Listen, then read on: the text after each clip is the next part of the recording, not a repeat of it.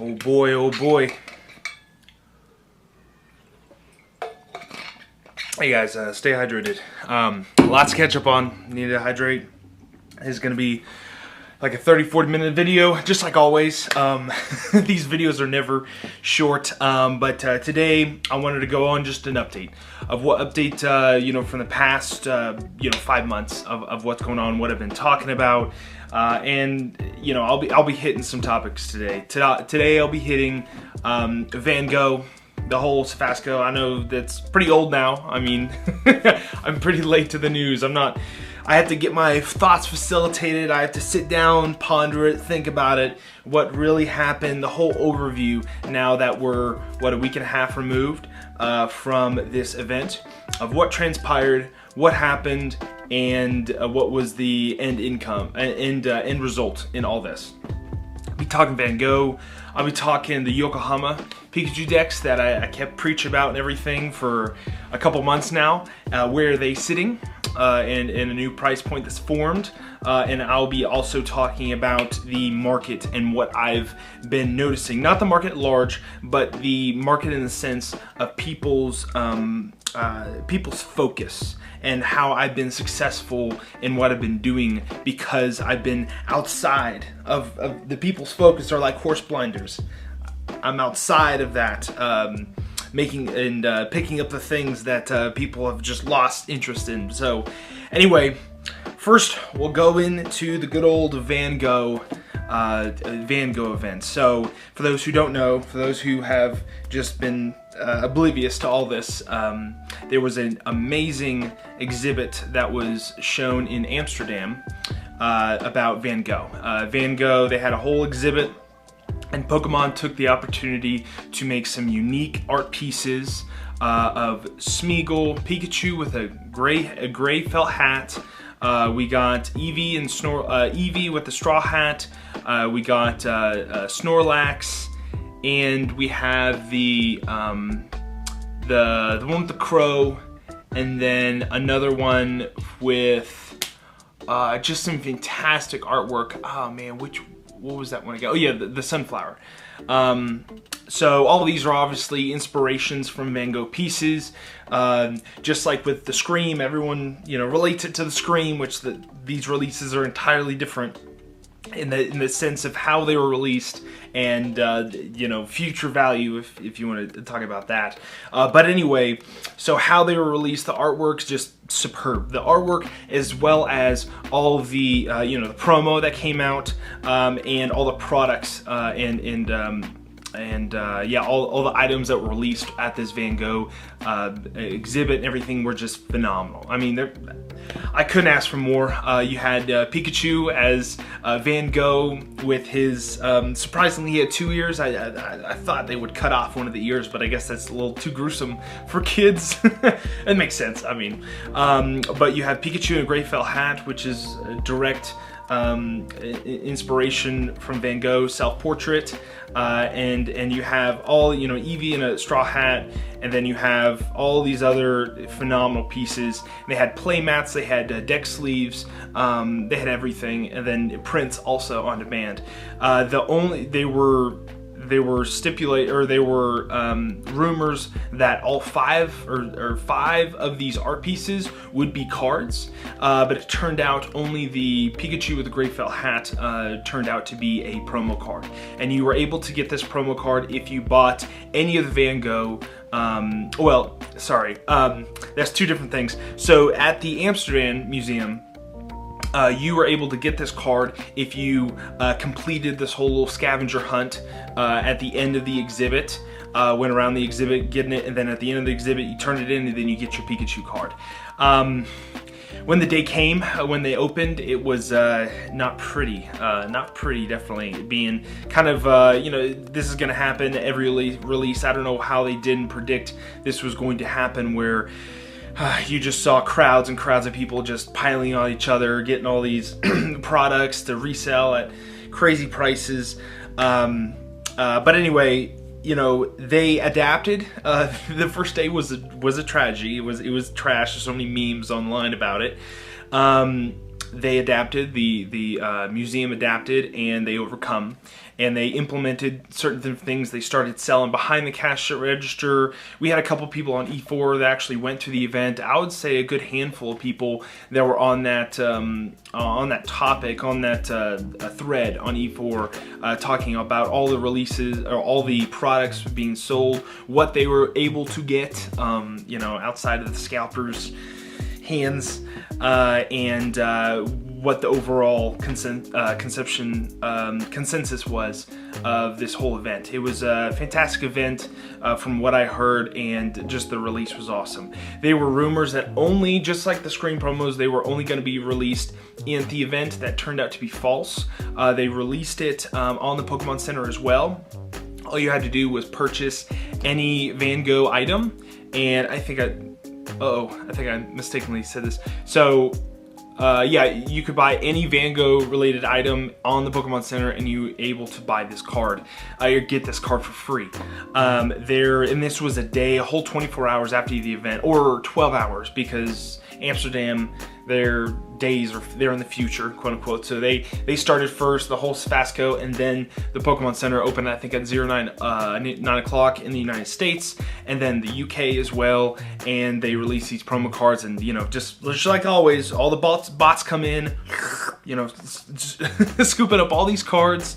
And it was not pretty, you know. If you're a collector, honestly, with all this kind of stuff, it kind of sucks, you know, because you just want a cool Pikachu, you know, mat, and you don't want to pay 3 times the MSRP. But that's just the day and age we live in nowadays. I mean, it's just the scene has just changed completely. And when you have the ability to buy all these thousands of bots that can just instantly buy, you know, a short printed or short to demand item, it's just going to happen. And talking about that, in less than, I think it was 24 hours, a promotion that was supposed to last until January, all of its products were sold out. All of them. A lot of people were angry. And given so, I mean, I don't know why these scalpers, I can just picture these scalpers rooms just filled with Van Gogh stuff. They have 100 Pikachu plushies, all this. The problem here and the solution here, a lot of people instantly go to, oh, they just need to print more. They just need to print more. Little inside information, the Pikachu with a gray felt hat promo card, do not FOMO into it. Just like I've been talking about for just my cornerstone, do not FOMO. Because I have inside information that they have literally pallets of these cards they are releasing. They haven't released yet. Pokemon has gone on record saying that they will release this promo card later in the year. We don't know specifically when and what aspects, but the things that they did sell out was all the Van Gogh merchandise. They do, if you weren't able to get a playmat, weren't able to get all this kind of stuff, sorry that you probably have to pay eBay prices. Either that, or some scalper is going to be like, hi, I gotta eat tonight, so I gotta sell all these playmats. And you get it cheap somewhere else. But other than that, it's just going to be secondary market. Can't buy it at MSRP. Sorry, guys. I mean, it's just what it is. And it really just sucks. It really just sucks for the people that just want those products, want those items. Thankfully, I'm in the aspect of, okay, I didn't get those items. Oh well. You know, later in the years, if I come across it and it's cheap enough, yeah, I'll buy it. It's not like it's going to skyrocket in value, or it shouldn't. I don't know. It probably will. I don't know. If a product comes and it's just way too much money or whatever, I'm just going to let it go. I don't have to have every single Pokemon product in my house. I really don't. So with this, Pokemon has announced, yes, all the Van Gogh items and products has been sold out. But in Amsterdam, the exhibit, they are still giving out the promo cards, still giving out some of the merchandise, but also they still have the print-on-demand service. So if I can find the link, I'll post it below. But right now it's on hold because they're just trying to catch up all the back order and everything. But if you want a nice print of the Pikachu with a gray felt hat, picture, and all the other Eevee with the straw hat, all the other pictures, there is a print-on-demand service, and I think that has a lot of value in it.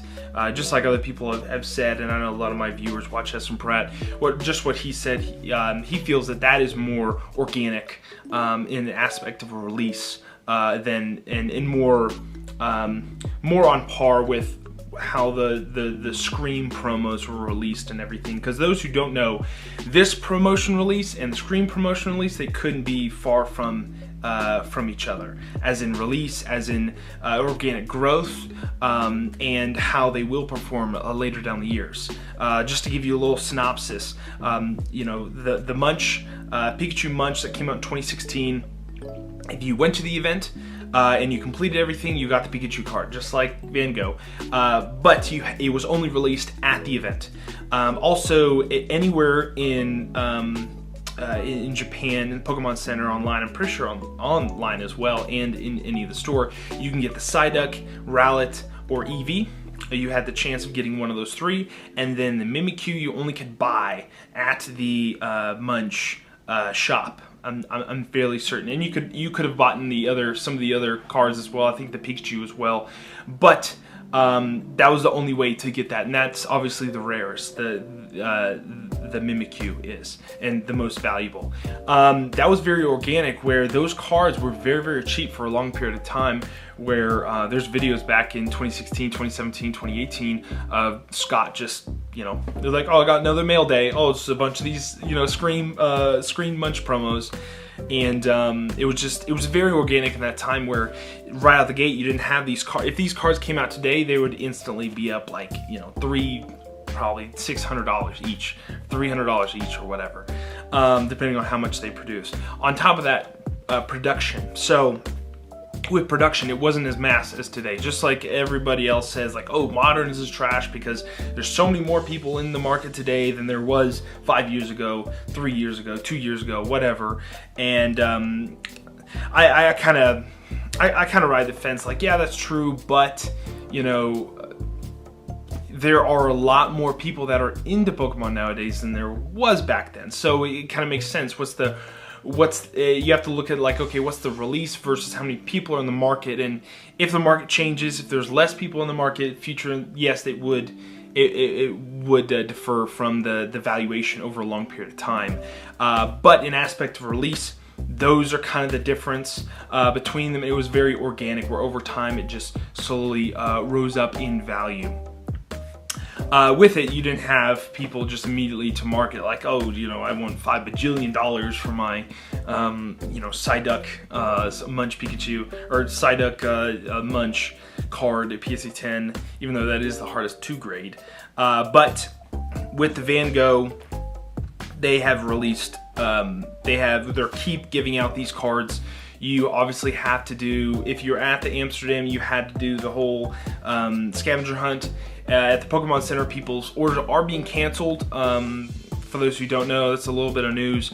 But if you bought anything, you can get these cards. Like I said, a little bit different than the Munch release, where you had to go to the exhibit to get the Pikachu and the Mimikyu, the Psyduck, Eevee, and Rowlet, you could buy online and everything at any Pokemon Center. So a little bit different release of them. I feel like a lot of people are just doing one-to-one comparison because you know, it's you know, based on the Scream, it's based on Van Gogh, it's similar, it's going to perform the same, and it's just a big fallacy with that. But anyway, also, you know, 1 card versus 5 cards. That is huge difference as well. There's more of a, you know, one-off card versus the whole set. There's always going to be demand for the Rowlet, even though it's the least popular. There's always going to be demand because people are wanting to complete the set. You know, there's always going to be demand for the Mimikyu because it is the most expensive, and you have to have it to complete the set. And just the fantastic artwork. If you haven't seen the Munch promotion, it's fantastic. But the whole, you know, before the Pokemon that's going to be in the next card, it's in the background of the previous card. It's really cool. And then you got just like Haunter, Ghastly. There are Pokemon in it that didn't get a card, but they're there because I don't know, the artist, which is Kamiya, love Kamiya's artwork, who did the Psyduck. He just added those just because, I don't know, just because he wanted to. But anyway, so that's the difference. That's the whole Van Gogh Safasco. I think, you know, to improve this, in the future, what can Pokemon do to alleviate this whole immediately scalp? I forgot to mention that the Van Gogh card, it hit the market, I think, at like $500, $600, and immediately dropped down to $200, then $100, and then $50. And it's gone up a little bit to $100, but like I said, do not FOMO, please do not FOMO. They will release more of these. My prediction of where this card could end up, $20 to $40. I'm predicting, if they do come out and the sources that I have that are correct on how many they're being released and everything, I feel that's going to be adequate. Pokemon can obviously print this to demand, keep printing this promo. If they literally want to sell out the entire Pokemon Center online shop, all they got to do is keep printing this card, just like they printed special delivery Charizard in the ground. They could print this into the ground, and it's phenomenal. I'll probably buy like 10 copies or something. Again, I have 0 copies right now that I have, because again, my whole mentality is just do not FOMO, and that goes into my next topic, which is my basic principle with any of this stuff. If you are a collector and you can have a lag time with your collecting period of time with about 6 to 8 months or even a year, if you can have this lag time where you only are interested or collecting the things that came out 8 months ago, a year ago, you will be in far better position than anybody, any modern stonker, any modern scalper, whatever, that is buying things, flipping things in like, 48 hours, 72 hours, and need to make that money, make that bag. You are going to be in a so far better position than those people that do that, because the market has swallowed the supply, has soaked in the release, has seen it, and has moved on. Just like I mentioned in the previous, in the early on the vehicle, these horse blinders. Collectors nowadays, and especially everyone, it's very popular and very interesting and very exciting to talk about all the stonks, talk about all the price increases, and I've done videos in the past. I mean, I've talked about this. It's fun, like, oh, this card went and double its value that's been trending at the same price for the past 3 years. This is very exciting because your cards are worth more. You're able to sell more than you're able to buy with that money that you get. You're able to buy other things at that price. Like I was able to, well, I can't disclose that, but disregard. I was able to sell some very modern items, and I was able to buy some semi-old items that do not need to be matched directly one-to-one. And what happened since then? This modern product, dropped 50% in value, and this has maintained its value. That's what you do when you have to make those decisions very fast, or it could you could end up with the bag, end up with the Alolan Friends. Is it the Galarian Friends? I think it's Alolan Friends. Yeah, you end up with the $15,000 sale of the Alolan Friends. And now it's dropped down to like, I don't know, $6,000-$7,000. I don't know. Cut it in half, cut it at the knees. But anyway, so this FOMO, these horse blinders, they're really put on. They're set in, and people just focus on what's in front of them. What's the open mouth YouTuber talking about? What's what's being pushed by all these YouTubers, and that's just what everyone's just excited about. And it's fun because you can talk to your buddy left and right, like, oh, did you hear about this release? Oh my gosh, I'm so excited, whatever. I'm very much in the aspect of I'm excited about that, but I am not buying whatsoever. I hone my excitement and bottle it up and keep it stored for 8 months. It was 6 months, but now it's 8 months. And then I take it out, I open bottle, like, oh, that's awesome. Giving you an example, V-Star Universe. When it came out in 2022, it was exciting, very exciting, fantastic artwork. People were just like foaming at the mouth. I need V-Star Universe, I need it right now. They couldn't get enough. These streamers were breaking it open, selling packs, selling boxes for like $20 a pack or $150 to $200 a box, and people just gobbled it up. And what did I do at the time? just sat back, just chilled, because I know every single one of these releases are all the same. Specialty sets are very exciting. God packs, very exciting. New artwork, very exciting. But when the English variant comes out, people are like, okay, I've seen this before. Okay, yeah, what's new? What's next? I waited 6 months, and the price dropped. Yeah, I just sat back, waited. I also had some calls with some people, and some people that watch my channel and everything, and they asked like, hey, when are you getting VStar Universe? It's so exciting, it's awesome, I need to get some, give me a connection, do you think I need to buy right now? I told them exactly what I'm telling you now. Just chill, hold off, wait for a resupply, wait for the second wave, wait for the third wave, it will cool off. Obviously, we were in a day and age that the MSRP that from old didn't exist anymore, and heightened demand of Japanese product was almost at the highest level it's ever been that I've been in the hobby. I've talked about before, people were like, oh, I can't read this card, so I'm not going to collect it. You know, that kind of garbage mentality.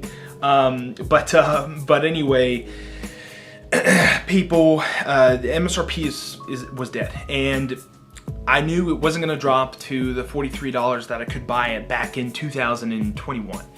It was going to be a new higher product, new higher price, but I didn't want that to defer me from going into the product because I knew it was going to be settled. But I sat back, waited. I told my guy like, hey, just wait a little bit, wait with me, come on, wait with me, and we'll order together. And so we waited and waited, and 6 months came by, and I got a quote from a guy, put in an order for 100 boxes. I bought 60 of them. My buddy got 40 of them, and we spent $63 each for the item. $63, not total, obviously. $60 per box each. Obviously, that came with buying 100 of them. If we bought maybe 50 cases, maybe a little bit higher at like $68, but that was the going price. $63, $68 for like individual ones, but we got it for $63, and he was a streamer and everything, he ended up breaking them out, and he made his money, and I think he kept a couple cases, maybe like 20 or so boxes. I still have them. Still have them in my closet. I mean, I'm just sitting on them. That's just what I do. I have a conveyor belt of these booster boxes, like I've said in the past, of whenever they pass 3 to 5 years, I just slowly sell them off in the back end, and that'll be my steady income in the future. But right now, it's just in the closet right now. Boom, MSRP. Not MSRP, but it was $63. The MSRP is like $43. I felt comfortable doing it. That was with shipping and everything, and that's what happened. But that was maybe breaking on 7 months. I think it was 6, 7 months after release, which was, December, and then, May I put it in or whatever, or June. But anyway, got him in, super excited about it. And then after we bought it, it went up to about $100, $110, something like that. And then another wave came, but it didn't drop back down to $63. Right now, I think, because it's just not $63, I mean, it's still a really good deal. Right now, I was quoted $73 for a booster box, and just putting it in people's ears right now, that's a really good price to buy right now. Even if it's $63, $75, $73, $75, $78, still a really good price, because what's gonna happen come this next set that just PokemonTCG, I forgot he's the radio voice guy that, like, his main intro is like, oh, I always knew anyway, you know what I'm talking about. But the radio voice guy, Pokemon guy, he just announced on his what is that website? PokeGym? No, not PokeGym. What am I talking about? I don't want to get this wrong. Hold on. It's what I click every single. Oh, PokeBeach. Sorry, PokeBeach. They just announced Shiny Treasures EX. That's the next specialty set, and it happens like clockwork. That new set, that new thing that people are honed in on, gets brought out in the public. Everyone's foaming at the mouth again, and then people's like, oh crap, what was last year's specialty set? V-Star Universe? Oh crap, what was the previous one? Oh, VMAX Climax? Oh, what was the previous one?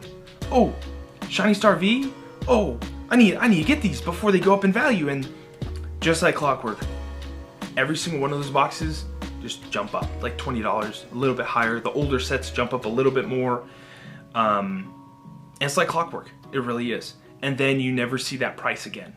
Like I said, the price for V-Star Universe right now, and the only reason it's right now because I think they were on their third or fourth wave. I think it was third. It's a really good thing to jump on right now, and I'm definitely not pushing FOMO right now. But I'm just saying it's definitely not a bad idea to buy a couple boxes if you're thinking about it, whatever. I was thinking about it, getting up to that solid number of 100 boxes, but that's a lot of capital to put into right now since the market's being shaky, and as in the totality of the market, of the American market and everything. And I may want more money on the back end right now, more cash on hand. So I'm probably just gonna settle at my 60 boxes and just wait it out. Maybe the shiny, and I will buy into the shiny treasures EX. I will buy that, but again, I'm gonna wait till May of 2024 is when I'm gonna assess. I'm not gonna blindly buy. I'm going to assess the situation and then buy. That's what I'm gonna do. That's been my bread and butter for my entire collecting journey. And how I learned about that stuff, I just sat back and watched the market. Just watched the ebbs and flows of the market, and that's what I've come to, and that's what I've seen time and time again. New investors, new collectors.